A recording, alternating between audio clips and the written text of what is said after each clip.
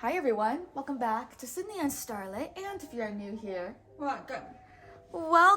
Enjoy the videos. So today, me and Sydney are going to be reading a Walt Disney storybook, Robin Hood.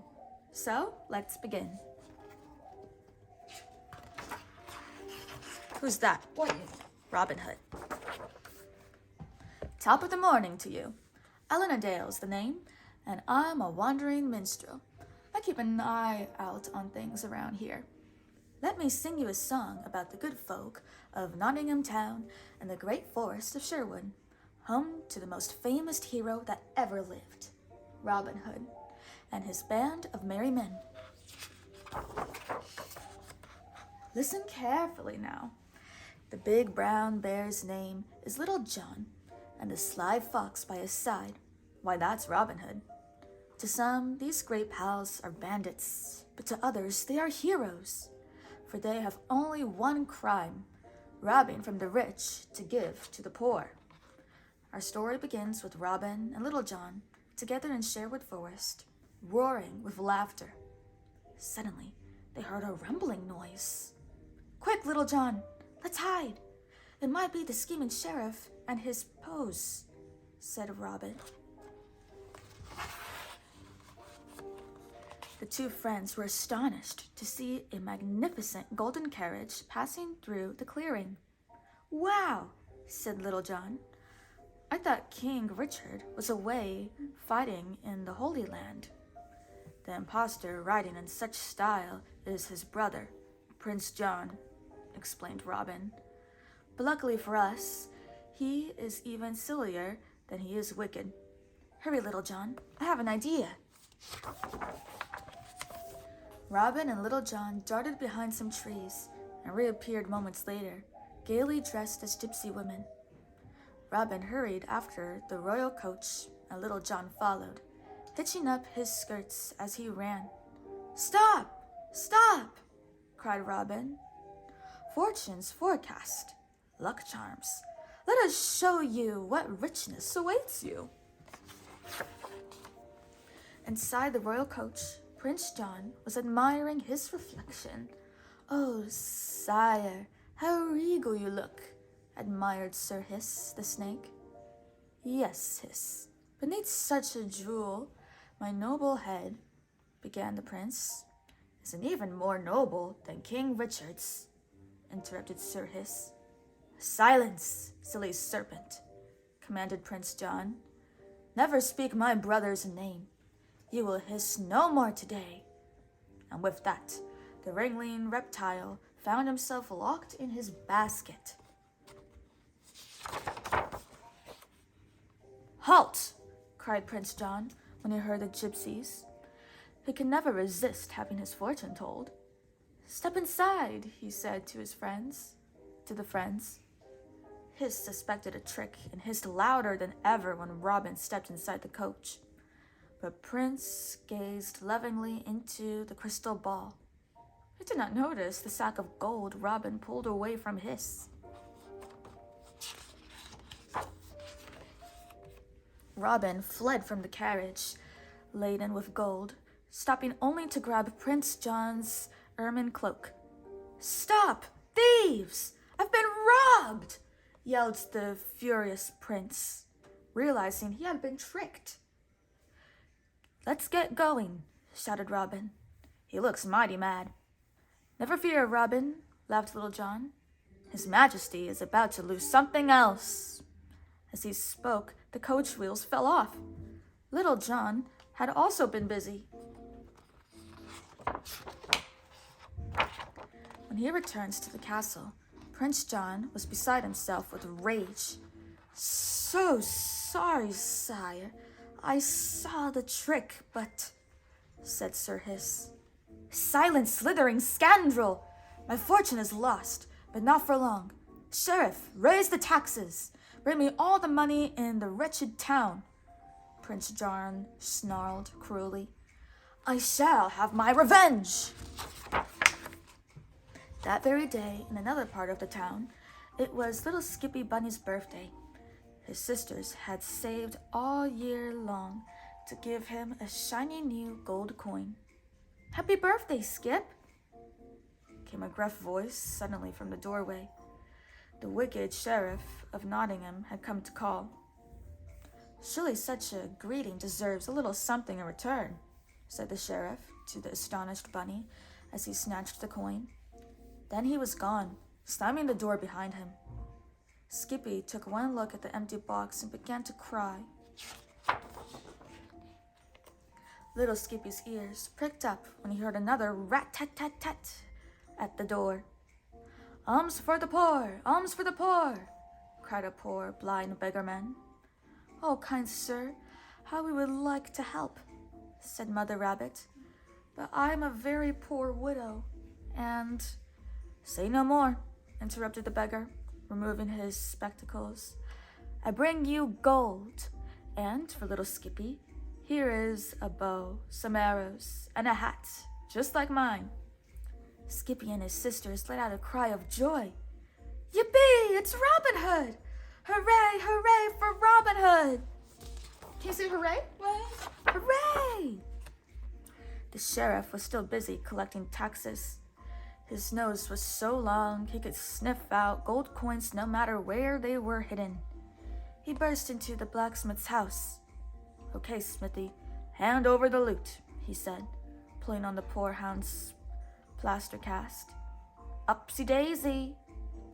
When the sheriff tipped up the blacksmith's cast, several gold coins clattered to the floor.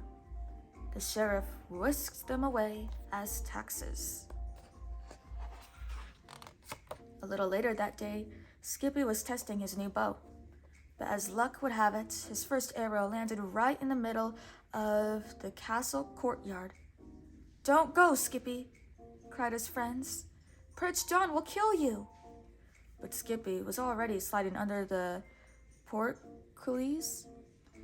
He was almost as brave as Robin himself. "On guard, little bunny," called a hen. "Are you friend or foe?" Skippy had been spotted by Lady Cluck. "Oh, don't tease him, Clucky," scolded Maid Marian gently. "He wears Robin Hood's hat. He must be a friend." Skippy took his arrow and returned to his friends. Maid Marian and Lady Cluck, her lady-in-waiting, shared a very special secret. Once inside the castle, Marian unfolded a picture of her beloved Robin Hood. "Oh, Clucky, if only Robin and I could marry. But with King Richard away, it's quite impossible," said Maid Marian, singing. "Do you think he has forgotten me?" "Why, no, milady," reassured Lady Cluck. "Robin can never forget you. And one day, very soon, he will return to marry you." At that very moment, back in Sherwood Forest, Robin was thinking of the kind Maid Marian. "Oh, little John," he sighed.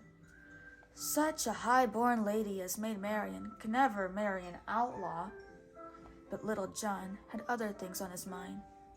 "Cheer up, Robin," he said. "What you need is a bowl of my soup." "Did I hear someone mention soup?" asked Friar Tuck, stepping into the clearing. He slurped a spoonful from the pot. Delicious." Friar Tuck cleared his throat. "Friends, I bring good news. There is to be a tournament of golden arrows in Nottingham to judge the best archer in the kingdom, and the judge will be Prince John." The great day had come at last. What a tournament it would be! Archers from all over England began to gather in Nottingham. Soon there was a crowd that some climbed into the trees for a better view. The fanfares sounded and the drums rolled. Soon the tournament of the golden arrows would begin. As for the prize, it was to be a kiss from the lovely Maid Marian.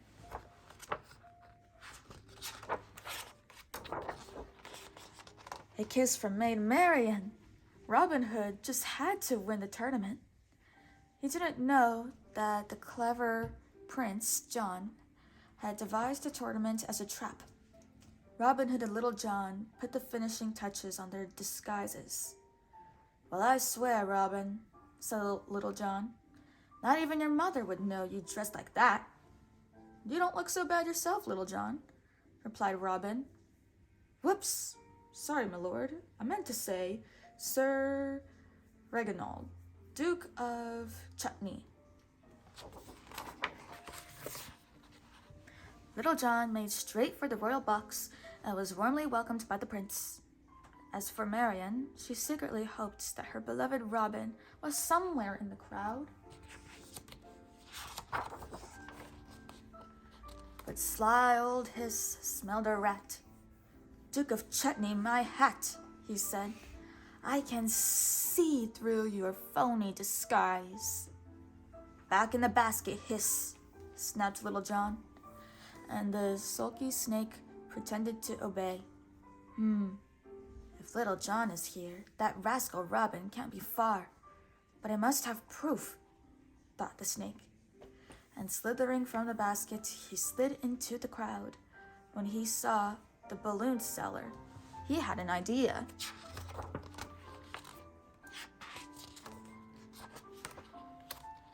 Quick as a flash, Hiss slipped into a balloon, and suddenly the curious reptile could fly. He floated over to the only two archers left in the tournament, the Sheriff of Nottingham and a very skinny-looking stork. "Of course, it must be him," thought Hiss. "No one but that rascal Robin Hood has such skill with a bow. I must warn Prince John." And off Hiss floated just as quickly as he could. Friar Tuck noticed Sir Hiss floating overhead and knew he was up to no good. He rushed to the minstrel, Alanadale, who was wandering about and singing. "Quick, Alan, we must use your lute to stop Sir Hiss," cried Friar Tuck. With help from Alan's lute string, he sent an arrow soaring into the sky. Hiss landed with a bump. The friar placed Sir Hiss into the barrel and closed the lid. "Stop, scoundrels! Someone save me!" cried Hiss. "Keep hissing, creepy one. No one will hear you now," said Friar Tuck. The tournament was nearly over, and the prize was almost Robin's. But the sheriff had other ideas. Robin's arrow sped through the air, but Nutsy, the sheriff's sneaky accomplice, moved the target. Robin, seeing the trick, dispatched a second arrow to redirect the first. The arrow whistled through the air, then hit the target. Ding! A perfect bullseye! "Bravo! Bravo! Bravo!" cried Maid Marian overjoyed, for she knew the stork must be none other than Robin Hood himself. Prince John smiled as the stork approached the royal box. The best marksman in the kingdom can only be Robin Hood. "Advance, brave archer. Your prize awaits," spoke the prince. As Robin bowed, Prince John struck him. The disguise fell away, and Robin Hood's identity was revealed. "Guards, seize the outlaw!" shouted Prince John. "He shall hang this very day." "Have mercy, Prince John!" cried Maid Marian. The sheriff laughed as the guards tied up Robin Hood. "Ha ha! So you thought you had us fooled, but there is justice for traitors." "Justice will only be done when King Richard returns," replied the courageous Robin. "Long live King Richard!" On hearing these words, Prince John started to jump off his throne, but something was holding him back. "Not so far, O majestic one," came a voice from behind. "The Duke of Chutney here, but you can call me Little John." "Help!" cried the prince. "Stop sniveling and have the sheriff untie my friend," or you will die," said Little John, holding a dagger to the prince's back. So very unhappy Prince ordered an even unhappier sheriff to free Robin. Robin Hood was free, but he was still in great danger. A howling pack of ferocious guards was speeding towards him. "On guard!" cried Robin Hood. The thought of Maid Marian giving him new strength. He pulled his sword and with amazing skill, he fought off the attackers single-handedly. What a battle! Robin fought bravely, but he was so outnumbered that he was glad to see his friend leap into the fight. "Take that, you scoundrel!" roared Little John as he landed a punch right on the sheriff's long nose. "Ow! Ooh!" yelled the guards as they fell one by one. "Over our friends," shouted Robin Hood triumphantly. "Better luck next time." Swinging from a rope, he scooped up Maid Marian and disappeared into the forest. "Oh, Robin," she cried, "you're so brave." "And you, my love, are so beautiful," he replied. "Oh, Marian, please say you'll marry me." Robin Hood and Maid Marian escaped into the Sherwood Forest, where they joined Robin Hood's band of merry men in a celebration. They played music and danced long into the night, and they sang this song: "Even in a land where bad conquers good, there's always a hero, and his name is Robin Hood. And even in a city where the sun never shines, a maiden oh so pretty will bring back happy times. For love conquers all, even sadness and pain. Yes, love conquers all and keeps away the rain." A little later that night, after much singing and dancing, it was time for a bit of fun with puppets. With some branches, a stuffed shirt, and a paper crown, the merrymen fashioned a likeness of Prince John. A glove with 2 buttons soon became the horrible hiss. They put on a skit. "Sire, why do you suck your thumb so?" asked the fake hiss. "Boo-hoo!" cried the dummy of Prince John. "I want my mommy. Naughty Robin has stolen all my money." Everyone roared with laughter. Back at the castle, Hiss was in big trouble. "This will teach you not to be there. This will teach you not to be there when I need you," yelled Prince John, squeezing the snake in a strangling hold. Hiss began to turn green. "Your Majesty would be wise not to kill the snake. He may yet be useful," said the sheriff. "And anyway, I know how to make you very happy indeed. Taxes, lovely taxes. Let's raise taxes." The sheriff carried out his ruthless tax campaign. Nottingham's poor became even poorer. Hard times had also come to Friar Tuck's church. The collection box was empty, since no one in the town could spare a penny. But Friar Tuck smiled when he saw who had come to visit, the church mouse and his wife. "We were saving this coin for a rainy day, but the sun no longer shines in Nottingham, so we want you to take it," said the church mouse. The generosity of his good friends brought tears to Friar Tuck's eyes as he lovingly placed the coin in the box. Before long, the friar felt a tap on his shoulder. "Okay, Tuck, I've come to collect your taxes," a voice growled. And pushing right past Friar Tuck, the sheriff seized the collection box and gave it such a shake the coin fell out. "Just as I thought," said the sheriff. "I'll take this. The prince needs it more than you." Friar Tuck was so angry, he flew at the sheriff, waving his fist.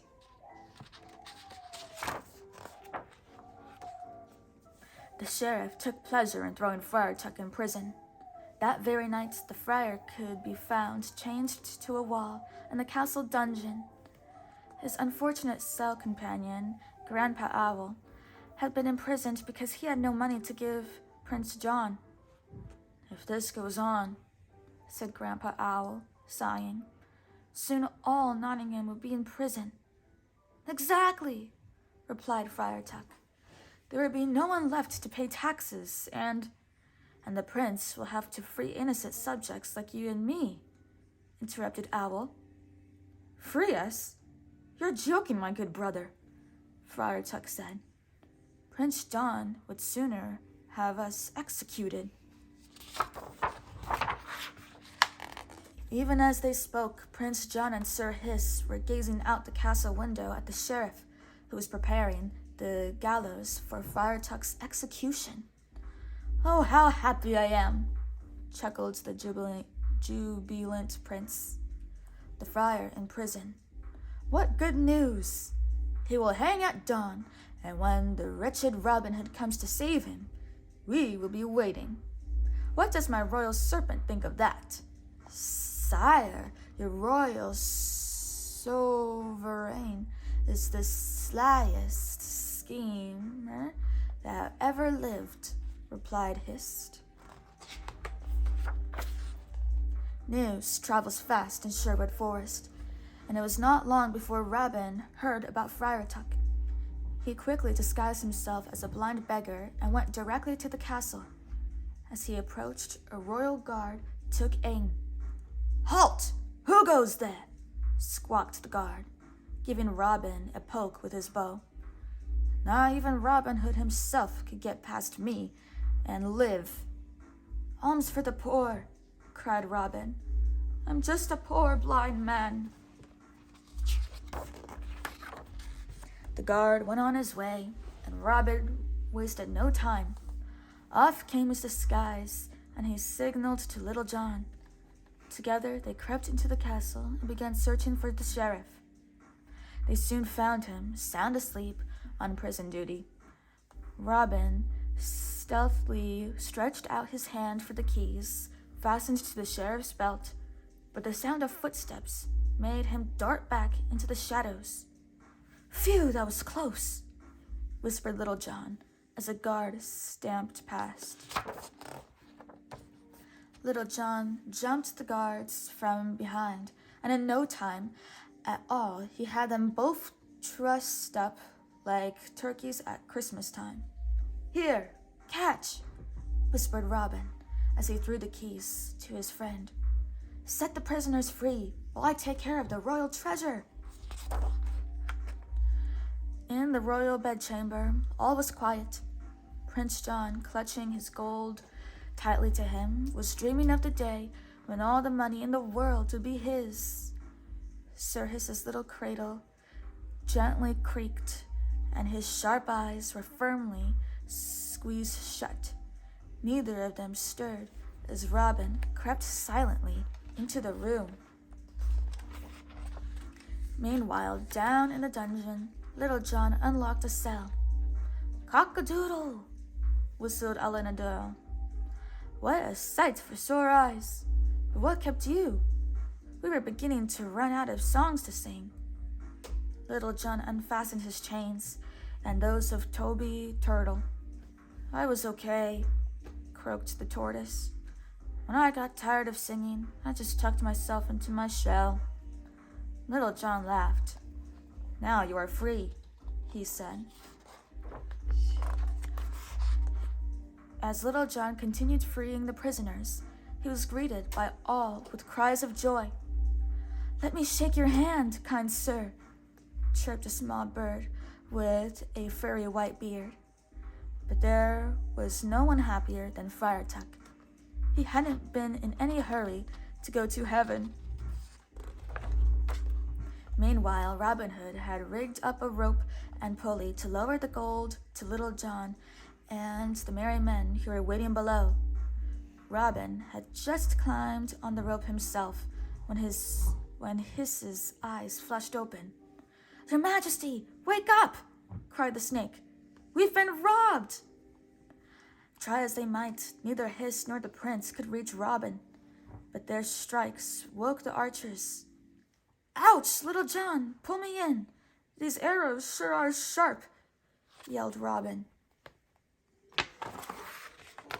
With a whoosh of the rope, Robin Hood landed safely in Little John's arms. But the friends were still in danger. "Quick," said Robin. "Grab the gold coins and run. I'll take care of the sheriff." The friar and Little John wasted no time. Together with the newly freed prisoners, they ran for the drawbridge. While his friends made their escape, the brave Robin Hood dashed up the stairs of the castle tower, the wicked sheriff and his band of archers hot on his heels. "Ha ha ha! I've got you now!" roared the evil sheriff as he hurtled up the spiral staircase. "You can either jump from the tower or be burnt alive." The sheriff's terrible laugh echoed through the castle. The prisoners climbed into a cart to speed their escape. "All aboard! Full speed ahead!" cried Little John, pulling the cart while Friar Tuck pushed. The rickety cart, piled high with gold, sped across the drawbridge and into the safety of Sherwood Forest. Robin Hood, after eluding the sheriff, leaped from the castle wall into the moat. Under a hail of arrows, he swam across and escaped into the forest too. The wicked Prince John's plot was foiled.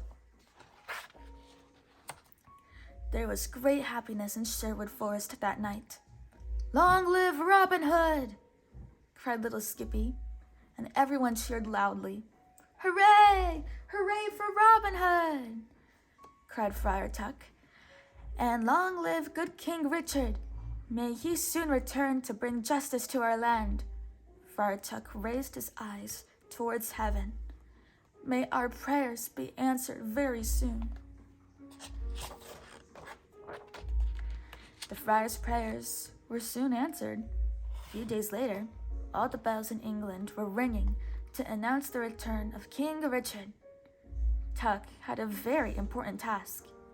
He was to ask if Robin Hood could marry the king's niece, the lovely Maid Marian. "What?" cried King Richard when he heard the friar's request. "An outlaw for an in-law! The very idea! And yet I have heard such good things about Robin Hood. My answer must be yes." Tuck couldn't wait to tell his friends the good news.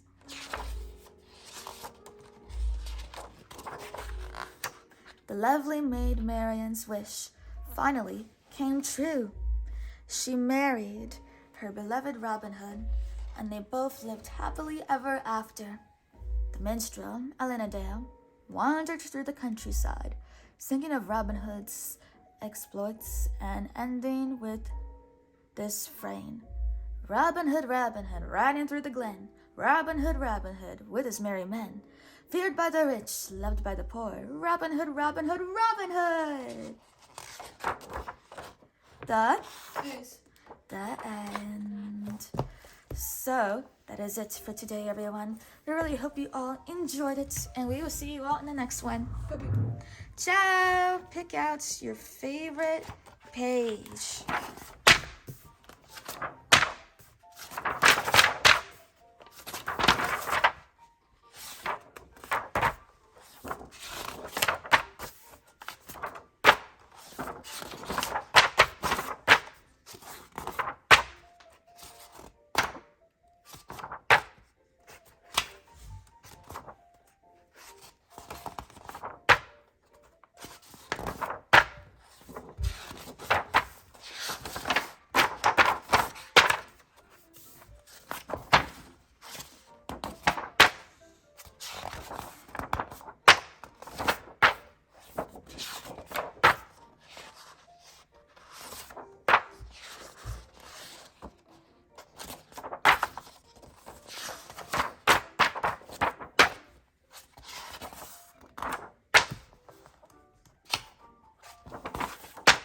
Who's your favorite character?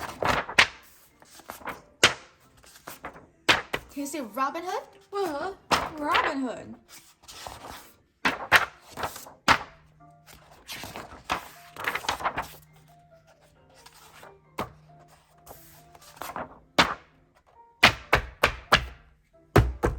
Who's your favorite character? Pippies, the word Christmas. Wow. It's always Christmas time in Sydney's heart. Bye-bye. Wait, Miss. Christmas.